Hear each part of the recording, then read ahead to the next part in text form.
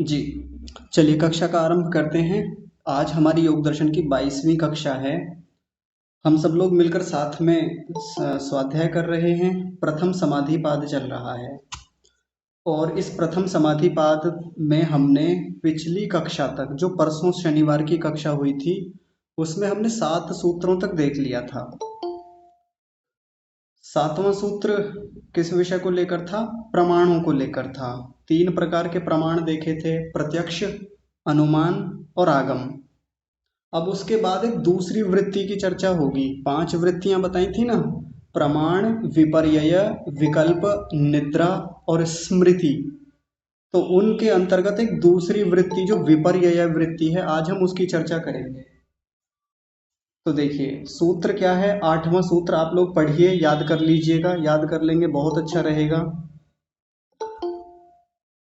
सूत्र में क्या कह रहे हैं? विपर्ययो, विपर्ययो मिथ्या ज्ञानम अतद्रूप प्रतिष्ठम। मिथ्या ज्ञानम तद्रूप प्रतिष्ठम। एक साथ बोलेंगे तो कैसे बोलेंगे?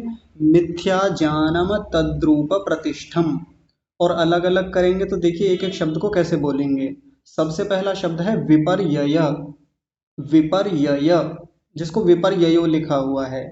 फिर है मिथ्या ज्ञानम। मिथ्या ज्ञानम, ज्ञानम में म के नीचे हलंत लग जाएगा और आगे बनेगा अतद्रूप प्रतिष्ठम। अतद्रूप, अतद्रूप प्रतिष्ठम, ऐसा आप याद कर लीजिए। देखिए मैं एक छोटी सी बात यहाँ बता देता हूँ, कुछ लोग इसका उच्चारण गलत करते हैं। बस इतना बोल देते हैं विपर्य। विपर्य नहीं होता, विपर्यय। विपर्यय, य दो हैं, विपर्यय। ठीक से उच्चारण हमको आना चाहिए। ये शास्त्रीय शब्द है, पारिभाषिक शब्द है। तो महर्षि पतंजलि क्या कहना चाह रहे हैं इस सूत्र के बारे में? तो देखिए सूत्र ही बता देता है अपने आप को कि ये वृत्ति होती क्या है। क्या कहा? विपर्ययो।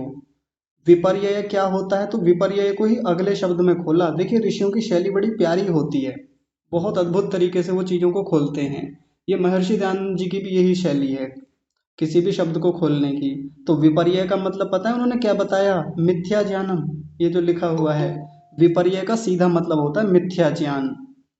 और मिथ्या शब्द का मतलब आपको पता ही है। मिथ्या कहते हैं झूठे को, उल्टे को, असत्य को। जैसे सामान्य जीवन के व्यवहारों में कोई व्यक्ति झूठ बोल रहा है तो हम क्या कह देते हैं? मिथ्या भाषण कर रहा है, मिथ्या बात बोल दी इसने। तो वो मिथ्या जो होता है उसी को हम असत्य भी कह देते हैं, झूठ भी कह देते हैं। तो विपर्यय क्या हो गया? ऐसा ज्ञान जो उल्टा होता है, जो झूठा होता है, गलत होता है। ज्ञान तो होता है। देखिए बड़ी गहरी बात केवल इसी शब्द में बता दी, मिथ्या ज्ञानम शब्द में, कि ये भी ज्ञान होता है यहाँ पर भी। लेकिन ज्ञान कैसा होता है? उल्टा होता है, विपरीत ज्ञान होता है। इतनी बात बताई। अब देखिए ऋषि की एक और बड़ी कमाल की बुद्धि देखिए, वो कैसे और चीजों को खोलते हैं। पहले फिर से देखिए, विपर्य शब्द का मतलब क्या बताया? मिथ्या ज्ञानम, उल्टा ज्ञान, झूठा ज्ञान। और मिथ्या ज्ञान को भी आगे खोला तीसरे शब्द में, क्या कह रहे हैं? अतद्रूप प्रतिष्ठम। अतद्रूप प्रतिष्ठम।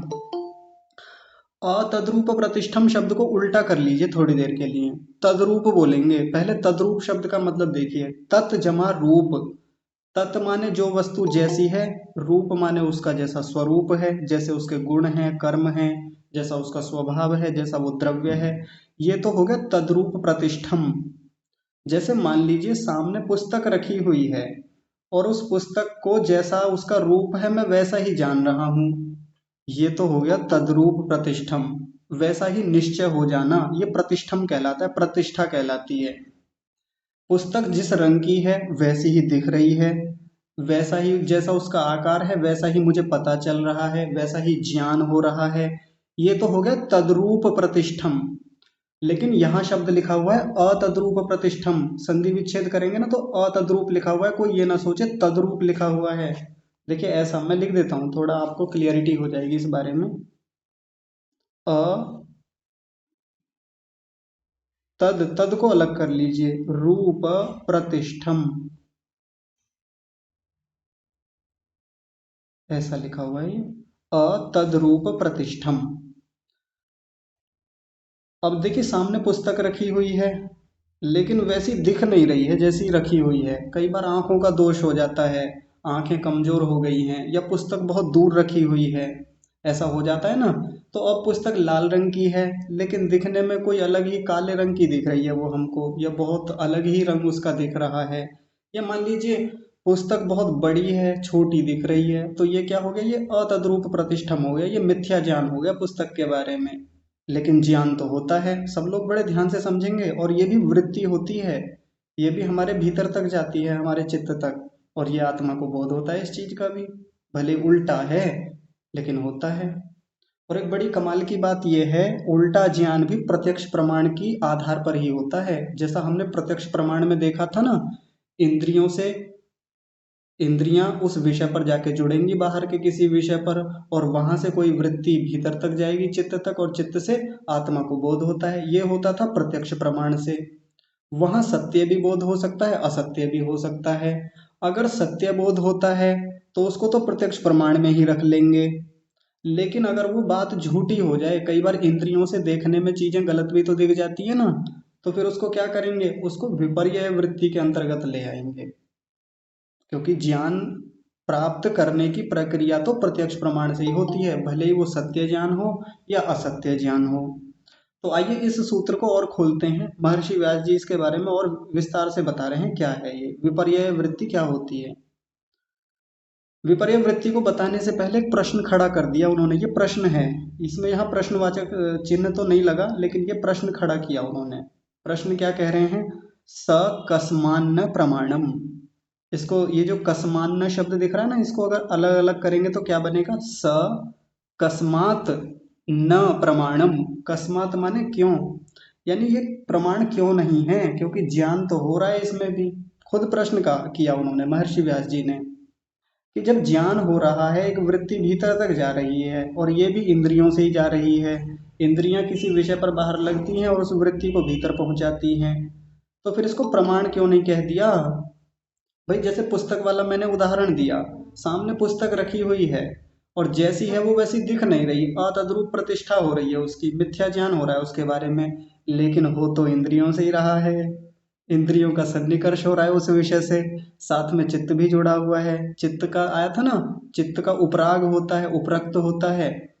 तो फिर इसको प्रमाण क्यों नहीं कहा, ये तो प्रमाण में जाना चाहिए। ये प्रश्न किया पहला, अब अपने प्रश्न का उत्तर खुद दे रहे हैं। ये भी ऋषियों की एक बड़ी प्यारी शैली होती है कि प्रश्न भी खुद खड़ा करेंगे, उसका उत्तर भी स्वयं से देंगे। तो देखिए फिर उत्तर बता रहे हैं, बड़ा प्यारा उत्तर दिया, यतः प्रमाणेन बाध्यते, क्योंकि ये प्रमाण से बाधित हो जाती है। भाई प्रमाण से पुस्तक को देखा था, कैसे प्रमाण से, मतलब उसमें हमने अपने चक्षु इंद्रिय को लगा के देखा, वैसा नहीं दिखा, गलत दिख गया, कुछ जो दिखना था वैसा दिखा नहीं, अतद्रूप प्रतिष्ठा हो गई, तो ये प्रमाण से बाधित हो गया। बाधित होने का मतलब होता है हट जाना, दूर हो जाना। बहुत सारी चीजों में ऐसा होता है। आपने मृग तृष्णा के बारे में सुना होगा ना, मृग तृष्णा होता है एक, जैसे हम रास्ते में कहीं जा रहे हैं सड़क पर, और सड़क पर हमको ऐसा लगता है कि कुछ 400 500 600 मीटर की दूरी पर धूप के कारण, जब बहुत तेज गर्मी होती है तो जल भरा हुआ दिखाई देता है हमको सड़क पे, ऐसा लगता है सामने बहुत जल भरा हुआ है। और क्या लगता है, वो हमको ही नहीं लगता, उसको नाम दे दिया जाता है मृग तृष्णा। जब वो मृग जो होता है, हिरन जो होता है, उसको जब प्यास लगती है ना, तो वो एक दिशा में भागता चला जाता है, भागता चला जाता है, क्योंकि उसको दूर कहीं ऐसा लगता है कि पानी भरा हुआ है, जबकि वो पानी होता नहीं। वो विपर्य वृत्ति होती है मृग के लिए, हिरन के लिए। हमारे साथ भी ऐसा ही होता है, हमको ऐसा लगता है कि वो जल है, लेकिन जितना पास जाते चले जाएंगे, मान लीजिए 500 मीटर की दूरी पे वो दिख रहा है हमको जल जैसा भरा हुआ, लेकिन जब हम वहां पहुंचते हैं, देखा तो कुछ भी नहीं है। तो ये प्रमाण से बाधित हो जाता है। जैसे जो एक निश्चित दूरी पे जाके देखना चाहिए, उतनी दूर जाके देख लिया, नहीं दिखा, प्रमाण से बाधित हो गया, तो फिर ये किस में चला जाएगा, अगर सही हो गया, सही सही इंद्रिय सन्निकर्ष हुआ तो प्रमाण में चला जाएगा। अगर प्रमाण से बाधित हो रहा है, हम इतनी दूरी पे हैं कि वो ठीक से नहीं दिख रहा है हमको, कुछ का कुछ दिख रहा है, इसलिए उसको विपर्य वृत्ति या उसको मिथ्या ज्ञान या अतद्रूप प्रतिष्ठित कहेंगे। ये होती है विपर्य वृत्ति। ऐसे ढेर सारे उदाहरण होते हैं। जैसे अभी परसों की कक्षा में एक चर्चा चल रही थी शंका समाधान में। एक मेरे हाथ में पेन है, मैंने आंखों के इतना निकट ले आया मैं उसको कि उसमें पता नहीं चल रहा है कि वो कैसा पेन है, किस रंग का है, कैसा उसका आकार है। तो स्पष्ट दृष्टि की न्यूनतम दूरी, आप लोगों ने यदि कभी फिजिक्स पढ़ा हो तो उसमें आता था कि 25 सेंटीमीटर दूरी ऐसी होती है जिस पर किसी वस्तु को रखें तो वो सामान्य रूप से हमको स्पष्ट दिखती है, 25 सेंटीमीटर। और अगर 25 सेंटीमीटर से ज़्यादा दूर कर दें, दिखने को दिखेगी, लेकिन कई बार यदि किसी की दृष्टि कमजोर है तो वो नहीं दिखेगी, या 25 सेंटीमीटर से कम पे ले आए तो नहीं दिखेगी। वो 25 एक न्यूनतम दूरी होती है। 25 पे रख के देखें तो हमको हर वस्तु लगभग साफ दिखती है। जितना निकट लेते चले आएंगे उतना उसका स्वरूप क्या होगा, बिगड़ता चला जाएगा, पेन पेन की तरह नहीं दिखेगा। या बहुत दूर ले गए, 100 मीटर दूरी पे ले जाके कोई पेन रख दिया, अब नहीं दिख रहा है वो कैसा है। ये क्या हो गया, अतद्रुप प्रतिष्ठम। ये प्रमाण से बाधित हो जाता है। प्रमाण से बाधित ही तो हुआ, क्योंकि जितना इंद्रिय का सन्निकर्ष होना था, आंखों का उस विषय से जुड़ना था, नहीं जुड़ पा रही है आंख हमारी, वहां पे इतनी दूरी हो गई। जैसे अंकुश जी कह रहे थे अभी उस दिन शनिवार की कक्षा में ही, कि ऐसी वो क्या दूरी होनी चाहिए कि जो पृथ्वी हमको सही सही दिख जाए। नहीं तो कुछ किलोमीटर ऊपर तक भी पृथ्वी हमको चपटी दिखाई देती है, लेकिन फिर भी हमको एक दूरी तो देखनी होती है ना, कि जहाँ जाके वो हमको बिल्कुल गोल दिखने लगे। वो तो हमको खुद करना होता है कि हमको कितना ऊपर जाना है, कितनी ऊपर हमारी जाने की क्षमताएं हैं। तो यदि वो प्रमाण से बाधित हो जाए तो फिर वो विपर्य वृत्ति में चली जाती है। प्रमाण से यदि ठीक ठीक नहीं देखा जा रहा है तो फिर उसको हम विपर्य वृत्ति के अंतर्गत ले लेंगे, वो झूठा ज्ञान होता है, उल्टा ज्ञान, मिथ्या ज्ञान। ठीक है जी। दो बातें हो गई अभी तक यहाँ तक। आगे देखिए, तीसरी पंक्ति, भूतार्थ विषयत्वात्, विषयत्वात्म, ये थोड़ा गलत हो गया शायद। हाँ, ये टाइपिंग मिस्टेक है मेरी ओर से, ये मकार नहीं है यहाँ पे, ऐसे है बस इतना। भूतार्थ विषयत्वात् अप्रमाणस्य, ये शब्द है। यहाँ बता रहे हैं कि प्रमाण जो होता है ना वो भूतार्थ विषय वाला ही होता है। भूतार्थ का मतलब होता है यथार्थ, यानी जो वस्तु जैसी होती है प्रमाण तो उसको वैसा ही बताता है। अभी पीछे देख के आए थे जब हमने पहली वृत्ति पढ़ी थी, प्रत्यक्ष प्रमाण वृत्ति। उस प्रत्यक्ष प्रमाण हो, चाहे अनुमान प्रमाण हो, चाहे आगम प्रमाण हो। प्रमाण तीन प्रकार के होते हैं ना, प्रत्यक्ष प्रमाण, अनुमान प्रमाण या आगम प्रमाण। वो तीनों प्रकार के प्रमाणों से तो जिस विषय को जानेंगे ना वो तो भूतार्थ विषय वाला ही होता है। भूतार्थ मतलब यथार्थ, जैसी वो वस्तु है वैसा ही दिखाता है प्रमाण उसको।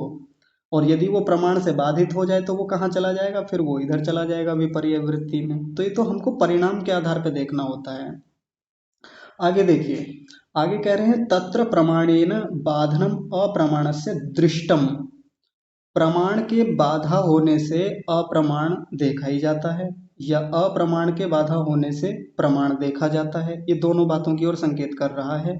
ये बात हमने ऊपर देख ली कि जब प्रमाण अप्रमाण की बाधा होती है तब हमको प्रमाण, नहीं क्षमा कीजिए, थोड़ा यहीं से लेके चलेंगे। प्रमाणेन माने प्रमाण के द्वारा, बाधनम बाधा होने से, अप्रमाण से दृष्टम अप्रमाण देखे ही जाते हैं।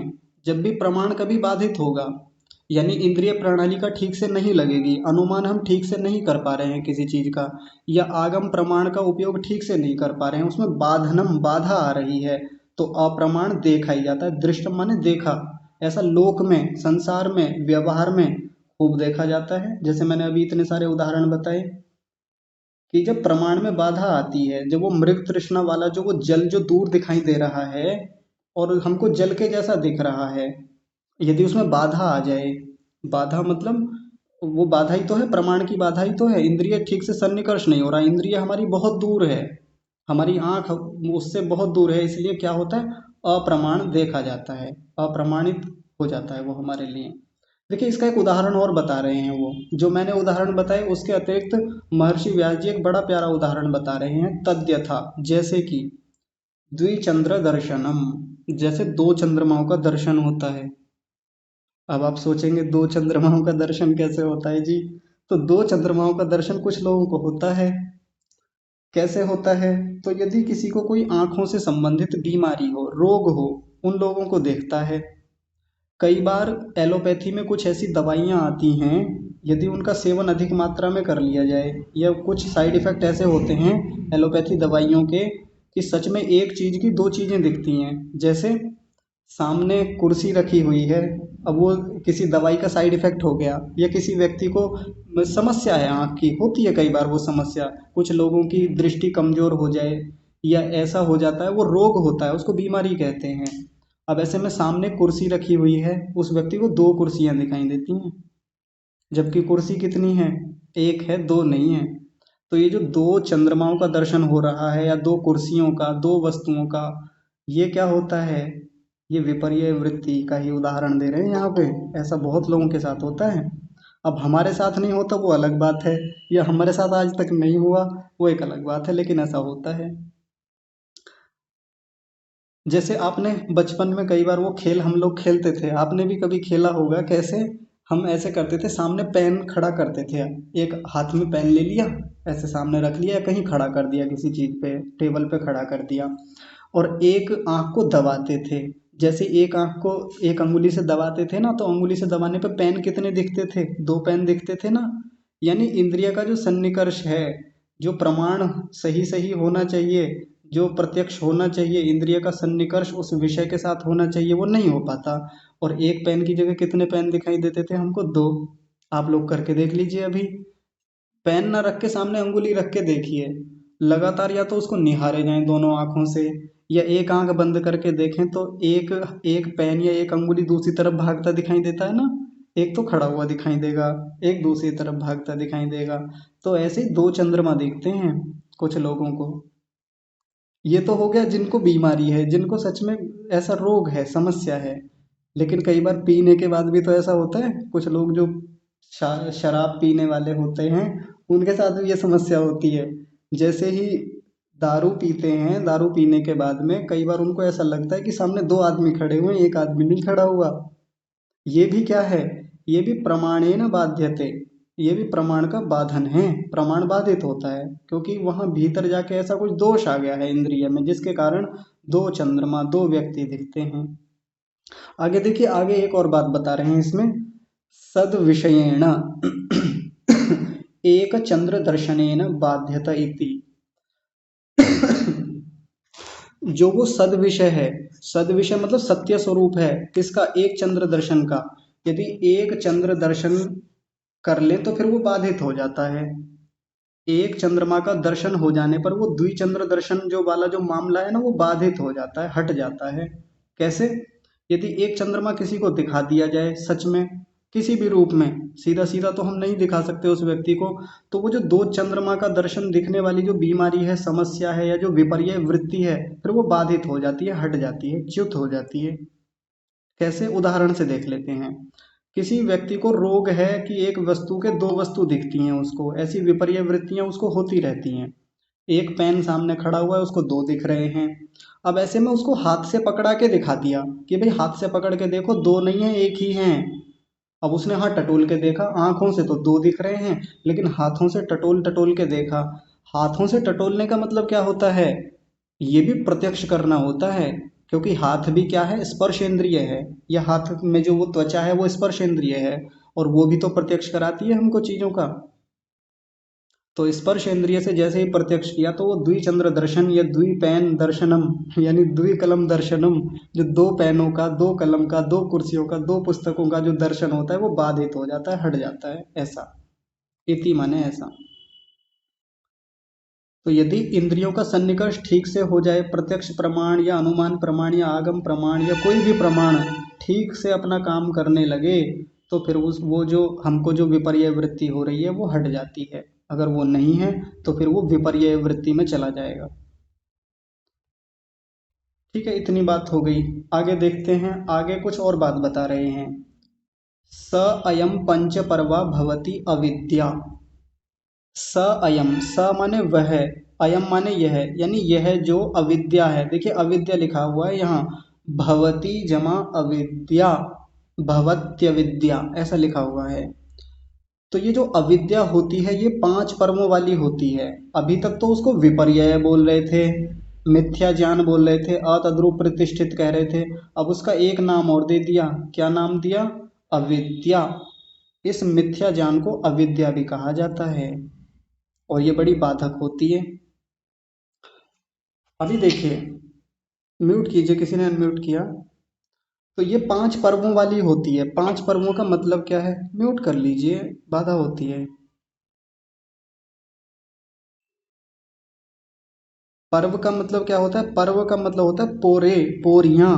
जो लोग गन्ने खाते हैं या जिन लोगों ने कभी गन्ना देखा हो, खाया हो, तो उस गन्ने में पोरियां होती हैं। उनको शास्त्रीय भाषा में पर्व बोलते हैं, पर्व। जैसे हमारी अंगुलियों में भी पर्व होते हैं। कितने पर्व होते हैं हमारी एक अंगुली में? 3। 3 पोरियां होती हैं ना, 3 स्थानों पे हमारी अंगुली बटी होती है। 3 जब भाग जैसे होते हैं एक अंगुली के, उसको पर्व बोला जाता है। तो ये जो अविद्या होती है या ये जो विपर्य वृत्ति होती है, ये कितने पर्वों वाली होती है? 5 पर्वों वाली। और यहाँ पर्व का मतलब होता है प्रकार, एक प्रकार से प्रकार समझ लीजिए। इतने टाइप की होती है। कितने टाइप की? 5 टाइप की। और वो 5 टाइप कौन से हैं? 5 प्रकार कौन से हैं? ये देखिए, आज फिर से एक बात आ गई जो पहले दूसरे सूत्र में चर्चा आई थी, आज फिर से आई। कौन सी? अविद्यास्मिता राग द्वेषाभिनिवेशा क्लेशा इति। एक नाम और बता दिया, क्लेश। देखिए कितने सारे नाम हो गए। इसी अविद्या का एक नाम होता है क्लेश। तो इन क्लेशों के कितने प्रकार बताए या अविद्या के कितने प्रकार बताए? तो अविद्या के प्रकारों में अविद्या खुद भी आता है। देखिए, ये अविद्या के ही प्रकार लिखे हुए हैं पांचों, और उसमें अविद्या खुद भी होता है। जैसे प्रमाण, क्षमा कीजिए, जैसे प्राण 5 प्रकार के होते हैं। वैसे तो 10 प्रकार के भी होते हैं, लेकिन 5 प्रकार से ही खोला जाता है उनको मुख्य रूप से। तो 5 प्राण जो होते हैं उनमें पहला प्रकार भी प्राण ही होता है। प्राण, अपान, उदान, व्यान, समान, ऐसे करके बोलते हैं ना हम लोग। वैसे ही अविद्या के भी 5 पर्व होते हैं, 5 भेद होते हैं, और उनमें पहला भेद अविद्या ही बता दिया। दूसरा अस्मिता, तीसरा राग, चौथा द्वेष, और पांचवा अभिनिवेश। तो ये जो विपर्य वृत्ति होती है, ये कितने प्रकार की बता दी? इसके कितने पर्व बता दिए? 5 बता दिए। और वो क्या है? अविद्या, अस्मिता, राग, द्वेष और अभिनिवेश। इनके ये जो 5 बताई ना, अविद्या, अस्मिता, राग, द्वेष और अभिनिवेश, इनकी आगे और भी संज्ञा बताई। देखिए, एत एव स्वसंज्ञा अभिहि तमो मोहो महामोह तामिस्रो अंधतामिस्र इति। इनके पांचों के अलग अलग 5 नाम बता दिए। पांचों का एक एक नाम बताया। देखिए क्या क्या नाम है। अविद्या को तम भी कहते हैं, स्वसंज्ञा भी तमो, इसको तम भी कहा जाता है। अविद्या का दूसरा नाम क्या बता दिया? तम। और अस्मिता का नाम क्या बताया? आप यहाँ देखिए, वैसे तो मैं चित्र में बताता इसको, पर अब इतना समय नहीं मिला कि मैं बना के दिखा पाता। अविद्या की एक संज्ञा होती है, एक नाम होता है, वो होता है तम। दूसरा है अस्मिता, अस्मिता को मोह कहा जाता है। राग का दूसरा नाम होता है महामोह, और द्वेष का नाम होता है तामिश्र, और अभिनिवेश का नाम होता है अंधतामिश्र। आप इनके नाम लिख लीजिए अलग अलग, फिर से समझिए। अविद्या की एक अलग संज्ञा दी, एक अलग नाम बताया। संज्ञा का मतलब होता है नाम। अविद्या का दूसरा नाम होता है तम।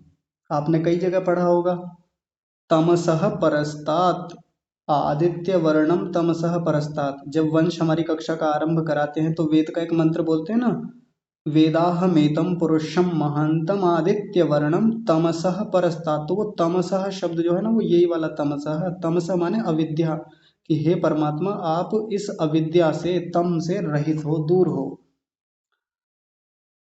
और अस्मिता का दूसरा नाम होता है मोह।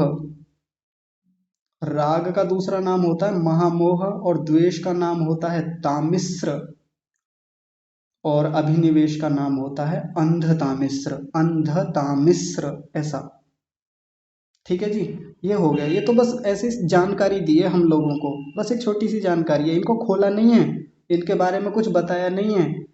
तो जब नहीं बताया और इतनी बड़ी बात कह दी, तो फिर देखिए एक बात यहाँ कह दी, वो क्या बात कह दी जो पहले से, पहले 2 बार एक बात आ गई है, वो बात आज फिर से दोहराई है। क्या कहे हैं? एते, एते माने ये जितनी भी लिखी हुई है यहाँ पर, एते चित्त मल प्रसंगेन अभिधास्यन्ते। एते माने ये जितनी हैं, चित्त मलों के प्रसंग में अभिधास्यन्ते, अभिधास्यन्ते मतलब आगे बताएंगे, आगे कहाँ बताएंगे, दूसरे पाद में इनकी चर्चा आएगी। ये बात दूसरी बार आ गई आज। और पीछे संप्रज्ञात समाधि के भेदों को लेके भी कहा था, उन्हें भी आगे देखेंगे। तो अब हमारे 3 प्रसंग ऐसे हो गए जिसके बारे में ऋषि ने हमको संकेत दे के छोड़ दिया कि इन बातों को आगे बताएंगे, इनकी चर्चा आगे करेंगे।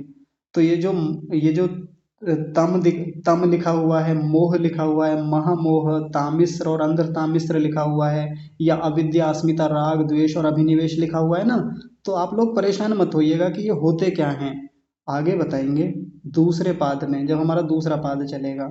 अभिधास्यन्ते, अभिधास्यन्ते, आगे चर्चा की जाएगी, आगे बातचीत करेंगे इनके बारे में। लेकिन देखिए, एक यहाँ पर विशेषण दिया, चित्त मल प्रसंगेन, चित्त के मलों के प्रसंग में ये बात आगे की जाएगी। यानी इनको चित्त का मल कहा गया है। ये जो ये लिखे हुए ना, ये जिनको मैंने बॉक्स में बंद किया है, अविद्या, अस्मिता, राग, द्वेष, अभिनिवेश, ये चित्त के मल हैं। मल क्या होता है? गंदगी, प्रदूषण, कचरा।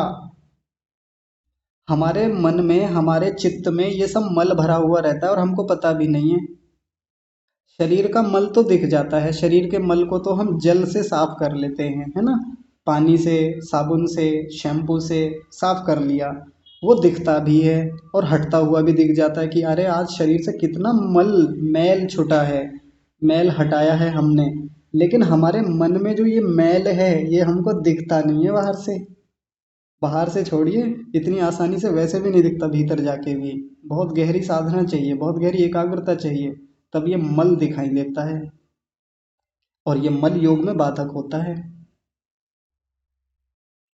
ये बहुत बहुत बड़ी बाधा है हम सब लोगों के लिए। तो आगे चर्चा होगी खैर इनकी, लेकिन आगे देखिए। हाँ, ये तो हो गया, पूरा हो गया हमारा ये व्यास भाष्य यहाँ पर। अब देखिए, मैं आप लोगों के सामने एक बस छोटी सी चर्चा रखता हूँ, और फिर उसके बाद में आपका यदि कोई प्रश्न होगा तो फिर प्रश्न लेंगे। जैसे हमने शुरू, जब हमारा हुआ था वृत्तियों का जो ये विषय शुरू हुआ था, उस समय हमने एक बात कही थी कि ये सारी वृत्तियां क्लिष्ट और अक्लिष्ट दो भेद से होती हैं। पीछे प्रमाणों की बात करते हुए शुक्रवार की कक्षा में या शनिवार की कक्षा में यहाँ पर चर्चा हमने की थी कि प्रमाण वृत्ति जो होती है, चाहे प्रत्यक्ष हो, अनुमान हो, आगम हो, वो क्लिष्ट भी हो सकती हैं और अक्लिष्ट भी हो सकती हैं। क्लिष्ट वो हैं जिनके मूल में क्लेश होते हैं, या जो क्लेशों की ओर बढ़ाने वाली होती हैं, बंधन में ले जाने वाली होती हैं। यही देखा था ना हमने। और अक्लिष्ट वृत्तियां वो होती हैं जो हमको मुक्ति की ओर ले जाने वाली हैं, या जो हमको ख्याति की, ज्ञान की, विद्या की ओर ले जाने वाली हैं, या जिनके मूल में विद्या होती है और गुणों के अधिकार का विरोध करने वाली होती हैं। तो ये जो विपर्यय वृत्ति है, क्या ये भी क्लिष्ट और अक्लिष्ट भेद से 2 प्रकार की होगी? हाँ जी, ये भी 2 प्रकार की होती है। बहुत गहरी बात है, ध्यान से समझिएगा। ये विपर्य वृत्ति क्लिष्ट भी होती है, यानी हमें बंधनों में भी ले जाने वाली होती है, और ये हमको मुक्ति की ओर भी ले जाने वाली होती है। अब कई लोगों के कान खड़े हो गए होंगे, है ना? कैसे? कि भाई ये विपर्य वृत्ति यानी उल्टा ज्ञान, मिथ्या ज्ञान हमको बंधन में ले जाता है, हमको गलत रास्तों पर ले जाता है। ये तो बात समझ में आती है, यानी क्लिष्ट वृत्तियों से युक्त होता है, ये तो समझ में आता है। क्लेशों से युक्त होता है, समझ में आता है। लेकिन ये मुक्ति की ओर ले जाने वाला है, या ये भी अक्लिष्ट वृत्तियों से संबंधित होता है, या ये भी हमको ख्याति, अक्लिष्टता की ओर ले जाने वाला है, ये बात समझ में नहीं आई। चलिए स्पष्ट करते हैं इस बात को। तो ये क्लिष्ट में कैसे ले जाएं इसको, पहले ध्यान से देखेंगे। ये तो पता ही चल गया कि इसके मूल में क्लेश ही होते हैं। अविद्या से युक्त होके, अस्मिता से, राग से, द्वेष से और अभिनिवेश से युक्त होके व्यक्ति उल्टे काम करता ही है, अशुभ काम, पाप कर्म करता ही है। ये तो यहाँ दिख भी रहा है इसमें। जो वस्तु जैसी है उसको वैसा देख नहीं पा रहा है, परमात्मा जैसा होना चाहिए परमात्मा को वैसा देखता नहीं है, आत्मा जैसी है उसको वैसा देखता नहीं है। ये भी तो विपर्य वृत्ति हो गई ना। किसी व्यक्ति ने बता दिया, किसी तांत्रिक ने, किसी मौलवी ने, किसी ओझा ने, कि आत्मा तो जी ऐसी होती है कि आप मेरे पास ले आइए, मैं दिखा दूंगा आत्मा।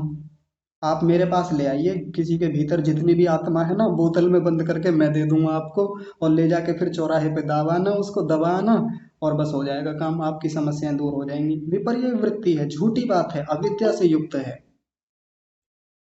ये तो सबको समझ में आ गई कि हाँ, ये क्लेश से युक्त है, अविद्या से युक्त है और बंधन में ले जाने वाली है।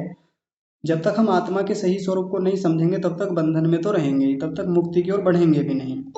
लेकिन अब ये विपर्य वृत्ति मुक्ति की ओर ले जाने वाली कैसे है, इस बात को बड़े ध्यान से समझेंगे सभी लोग, क्योंकि ये सबसे गहरी बात है जो सबसे ज्यादा चुभती है भीतर जाके, कि विपर्य वृत्ति अक्लिष्टता की ओर कैसे ले जाती है, मुक्ति की ओर कैसे ले जाती है। तो उदाहरण देखिए, आप सब लोगों ने, ज्यादातर जो लोग आर्य समाज से संबंध रखते हैं, जिन्होंने महर्षि दयानंद सरस्वती के जीवन परिचय को पढ़ा है, तो उनके जीवन का शुरू का हिस्सा उठा के देखें तो उसमें घटना आती है जब महर्षि दयानंद सरस्वती छोटे थे।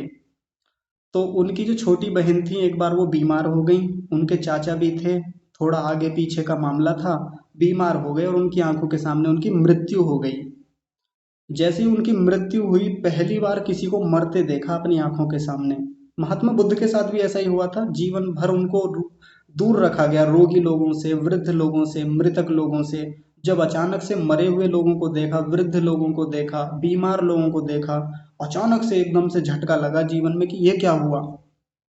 तो वैसे ऋषि दयानंद के भीतर भी अचानक से ये वृत्ति आई कि ये क्या हुआ, और उनको लगा कि जैसे मेरी बहन मर गई, जैसे मेरे चाचा मर गए, नष्ट हो गए, वैसे ही मैं भी नष्ट हो जाऊंगा, मैं भी समाप्त हो जाऊंगा, कुछ नहीं बचेगा इस दुनिया में, मेरा कुछ अस्तित्व ही नहीं रहेगा। बताइए, ये विपर्य वृत्ति है या ये सत्य वृत्ति है, यानी मिथ्या ज्ञान है या सत्य ज्ञान है? मिथ्या ज्ञान है। महर्षि दयानंद सरस्वती को जो वहां ज्ञान हुआ, जो वृत्ति उनके मन में गई, वो विपर्य वृत्ति थी, झूठा ज्ञान था। उनको ये लग रहा था ना कि मैं भी मर जाऊंगा, मैं भी समाप्त हो जाऊंगा, जबकि मरता थोड़ी है व्यक्ति, वो तो शरीर से आत्मा का पृथक होता है, बस इतना मामला है। जबकि व्यक्ति को ये महसूस होता है कि सब कुछ ही समाप्त हो जाएगा, खत्म हो जाएगा, नष्ट हो जाऊंगा मैं। ऐसा ही तो लगता है ना, ऐसे ही उनको भी लगा था। फिर क्या किया उन्होंने, उसके बाद में घर छोड़ दिया, घर छोड़ करके फिर कहाँ किसकी खोज में लगे थे? परमात्मा की खोज में, आत्मा की खोज में, सत्य की खोज में, मुक्ति की खोज में, और फिर वो बढ़े उस रास्ते पे। विपर्य वृत्ति आई थी सबसे पहले, और उसी विपर्य वृत्ति के चलते बढ़ गए मुक्ति की ओर। तो देखिए, विपर्य वृत्ति ऐसे काम आ जाती है। और देखिए, उदाहरणों से और समझते हैं। आजकल आप किसी बड़ी फैक्ट्री में जाइए, किसी बड़े ऑफिस में जाइए, तो वहां पर क्या मिलता है, अपने जो हिंदू भाई हैं, सनातनी लोग हैं, वो अपने ऑफिस में या अपनी फैक्ट्री में, अपनी कंपनी में किसी कोने में कहीं पवित्र अच्छी सी जगह देख के छोटा सा मंदिर बना लेते हैं। और मंदिर बना लेने के बाद में क्या करते हैं, उसमें प्रतिदिन सुबह को जाएंगे, पूजा पाठ करते हैं, वहां जाके हाथ जोड़ेंगे, अगरबत्ती धूप बत्ती दीपक जला के, और पूजा पाठ करके अपना बिजनेस शुरू करते हैं, अपना काम शुरू करते हैं। ध्यान से समझिए, क्या समझ के करते हैं? परमात्मा देख रहा है, भले ही कोने में है, हालांकि जानते वो भी हैं कि परमात्मा सब जगह रहता है, लेकिन ये विपर्य वृत्ति बना रखी है उन्होंने, झूठा ज्ञान है कि परमात्मा उस कोने में बैठा हुआ है, हमारे ऑफिस का जो मंदिर है, हमारे ऑफिस में जो कॉर्नर में जो बना हुआ है वो, और वहां से परमात्मा पूरी फैक्ट्री को देख रहा है। जबकि परमात्मा केवल कॉर्नर में थोड़ी है, परमात्मा तो सब जगह व्याप्त है, सर्वत्र व्यापक कहा उसको। लेकिन उसकी वृत्ति कैसी है, झूठी वृत्ति है, उल्टी है, कि वहां से देख रहा है, देखो उस कोने से। तो तो क्या नहीं करना, फ्रॉड नहीं करना, क्या नहीं करना, बेईमानी नहीं करना, चीजों का हेर फेर नहीं करना, कर्मचारियों को उल्टा सीधा नहीं बोलना, या किसी भी प्रकार से जो ग्राहक आएंगे, कस्टमर आएंगे, उनके साथ किसी भी प्रकार से कोई बेईमानी, चोरी, ऐसा नहीं करना। और वो व्यक्ति केवल एक विपर्य वृत्ति, एक झूठी वृत्ति के आधार पर, कौन सी वृत्ति की, परमात्मा उस कोने से देख रहा है, और इसी के आधार पे वो व्यक्ति गलत कामों से बचता है और सोचता है कि नहीं करना, अगर करूंगा तो दंड मिलेगा, इसलिए मुझको सही मार्ग पे रहना है। और ये सही मार्ग पे बढ़ना, धीरे धीरे वो खैर आगे बढ़ेगा, सत्य मार्ग पे और आगे जाएगा और प्रयास करेगा, लेकिन ये वृत्ति उसको ख्याति की ओर बढ़ाने वाली होती है। अक्लिष्टता है ये विपर्य वृत्ति की। एक व्यक्ति ने कहीं से, अगला उदाहरण लेते हैं, एक व्यक्ति ने कहीं से सुन लिया कि मुक्ति नाम की कोई चीज होती है, और जब हम मुक्ति में जाते हैं ना, तो ये संसार भर के जो झंझट हैं, ये दुख हैं, ये पीड़ाएं हैं, ये बाधाएं हैं, इतना डिप्रेशन, इतना तनाव, जहां देखो वहां दुख ही दुख दिख रहा है। और यदि एक बार मुक्ति में चले गए ना, तो फिर छुट्टी, छुटकारा मिल जाएगा इन सब से, हमेशा हमेशा के लिए। हमेशा के लिए मुक्ति में चला जाऊंगा, ये जन्म मरण का बंधन समाप्त हो जाएगा। ये बताइए, ये मिथ्या ज्ञान है कि सत्य ज्ञान है? मिथ्या ज्ञान है। जीवात्मा हमेशा हमेशा के लिए मुक्ति में नहीं जाता, हमेशा के लिए छुटकारा नहीं मिलता। एक लिमिटेड टाइम पीरियड होता है ना, उसका भी एक ड्यूरेशन है। बताया था एक प्रांत काल, इतने समय के लिए बस मुक्ति में जाता है जीवात्मा, उसके बाद फिर आता है। लेकिन उसके भीतर जो एक विपर्य वृत्ति घर कर गई, एक झूठी वृत्ति चली गई, एक मिथ्या ज्ञान चला गया। क्या चला गया? कि मुक्ति जो होती है अनंत काल के लिए होती है, फिर तो परमात्मा में जाके मिल जाऊंगा। ये भी तो झूठी वृत्ति है ना, कि परमात्मा में जाके आत्मा मिल जाएगा, परमात्मा में जाके आत्मा विलीन हो जाती है। ये झूठी मिथ्या वृत्ति है, मिथ्या ज्ञान है, विपर्य वृत्ति बोलेंगे। और उस व्यक्ति ने मुक्ति के लिए प्रयत्न शुरू कर दीजिए, प्रयत्न शुरू कर दिए। योगियों के पास गया, साधकों के पास गया, गुरुकुलों में आचार्यों के पास गया, बड़े संतों के पास गया, जी मुझे भी मुक्ति का रास्ता बताइए, मुझे इन संसार के झंझटों में नहीं पड़ना, मुझे अब इन संबंधों में नहीं रहना जो मुझको बहुत दुखी कर रहे हैं, पीड़ित कर रहे हैं। मुझे ये राग से बाहर निकलवाइए, मुझे इस द्वेष से बाहर निकलवाइए, कुछ भी करके। मन में विपर्य वृत्ति चल रही है, कौन सी? मुक्ति में चला जाऊंगा तो हमेशा हमेशा के लिए सुख में रहूंगा, आनंद में रहूंगा। झूठी वृत्ति है और बढ़ा रही है उधर को। खूब देखने में आता है ऐसे। विपर्य वृत्ति को आधार बना के व्यक्ति आगे बढ़ता रहता है, बढ़ता रहता है। एक और उदाहरण ले लेते हैं तो बात क्लियर हो जाएगी। मुल्ला जी से हमें एक बात सीखने को मिली क्योंकि उन्होंने मुसलमानों ने अल्लाह को कहाँ बिठा रखा है? ऊपर। वो कहते हैं जी ऊपर वाला सब देख रहा है, ऊपर वाला सब हिसाब करेगा, सब ऊपर वाले का करम है, सब ऊपर वाले की कृपा है, सब ऊपर वाले का रहम है, जो भी है। ये वहां से बात शुरू हुई थी मुसलमानों से, वो हमारे घरों में भी आ गई वो बात। अब जो भी बात होती है, कहीं भी कोई बात का क्रेडिट देना हो किसी को, तो हम किसको दे देते हैं? ऊपर वाले को। बस जी सब ऊपर वाले की कृपा है। ये ऊपर वाला कौन है? ऊपर वाला कहाँ है? ऊपर वाला मुसलमानों से आई एक वृत्ति, झूठी वृत्ति। हमारा वाला जो है, यानी जो सच में ईश्वर है, हमारा और उसका क्या, जो सच में ईश्वर है वो केवल ऊपर थोड़ी रहता है, वो तो सर्वव्यापक है, सब जगह रह के देख रहा है, सुन रहा है, जान रहा है, यथावत न्याय करेगा सभी के साथ। लेकिन इसके भीतर एक गलत वृत्ति घुस गई, एक विपर्य वृत्ति आ गई, मिथ्या ज्ञान आ गया कि ऊपर वाला देख रहा है, ऊपर वाला सब कर रहा है, ऊपर वाले ने ऐसा किया। अब व्यक्ति जब भी कोई काम करता है अपने जीवन में किसी भी प्रकार से, जैसे वो ऑफिस का कर्मचारी करता था, या ऑफिस में बॉस करता था, कंपनी का मालिक करता था, कि नज़र उसकी हमेशा कोने वाले मंदिर पे रहती थी। लेकिन यहाँ वृत्ति क्या बनी हुई है कि ये जो ऊपर वाला देख रहा है ऊपर से, अब आप कहीं छुप नहीं सकते।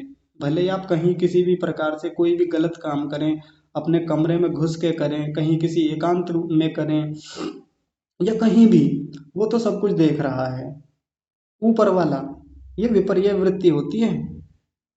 ऊपर वाला कोई है थोड़ी, कोई ऐसे आसमान थोड़ी बने हुए हैं कि पहला दूसरा तीसरा चौथा आसमान, पांचवा छठा सातवां आसमान।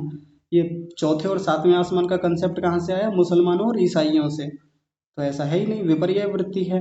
लेकिन इस वृत्ति को आधार बना के एक व्यक्ति हमेशा शुभ कर्म करता रहता है। ऊपर वाला देख रहा है, अरे ऊपर वाले से डरो, ऐसा कहते हैं ना, अरे ऊपर वाले से कुछ तो खौफ खाओ, ऊपर वाले से कुछ तो डरो।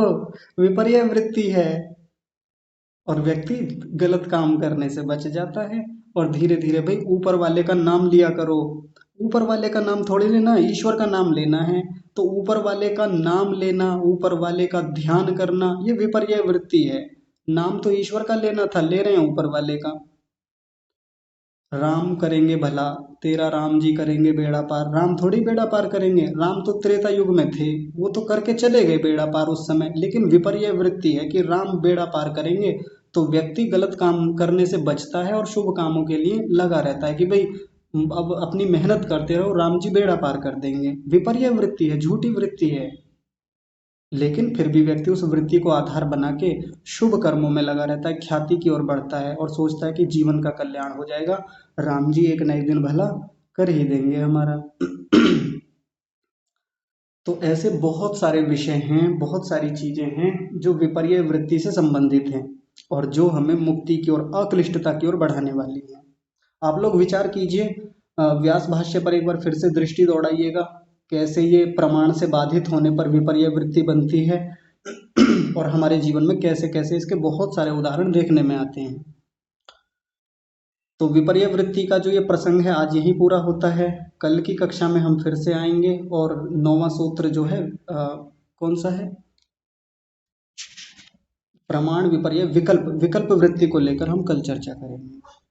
समय हो गया है, आपके जो भी प्रश्न हैं कल इन पर चर्चा भी कर लेंगे। आप अपने प्रश्न भी तैयार रखिएगा। आज की कक्षा को यहीं विराम देते हैं। सभी को बहुत सारा धन्यवाद और विशेष रूप से धन्यवाद परमपिता परमात्मा का, जिन्होंने इतना सुंदर ज्ञान हमको दिया, जो हमारे विपर्य ज्ञान को हटाने में निरंतर हमारी सहायता करते हैं। हम सभी आनंद में रहें, प्रसन्नचित्त रहें, उत्साहित रहें और आगे बढ़ते रहें।